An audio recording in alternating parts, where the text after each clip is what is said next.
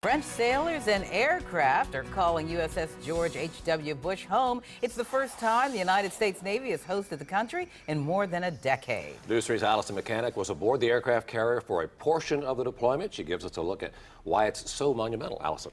Well, Les and Barbara, French deployment of this scale is unprecedented. It's being called the Chesapeake deployment. It took more than a year to plan and will last for more than a month. But according to Navy leaders from both countries, the benefits of this training will be everlasting.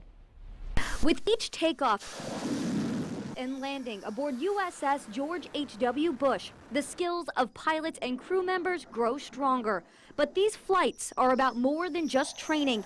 It's about helping out our longest-standing ally, the French. The language, which some people might think is a barrier, it tends not to be. They're not only helping each other, but teaching each other and learning from each other. Rear Admiral Stephen Evans is overseeing Chesapeake deployment, where more than 500 flights will be completed by 350 French sailors on 13 aircrafts aboard USS George H.W. Bush over the course of 7 weeks. You have sailors and sailors working together side by side, and who are finding out that they have far more in common than they have apart. The massive deployment was scheduled around the maintenance of France's only aircraft carrier, Charles de Gaulle.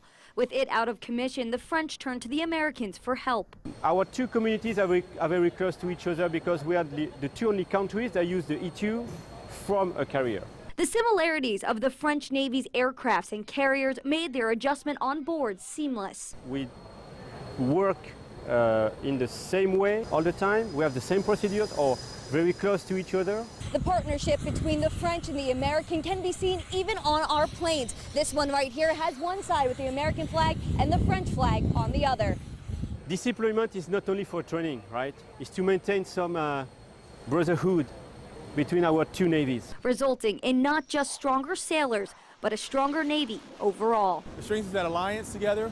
It strengthens our ability that we can integrate with our French allies, at sea. Tomorrow on WTKR News 3, I'll take you back aboard USS George H.W. Bush and break down the challenges and benefits of this unprecedented deployment. I'm Allison Mechanic, News 3.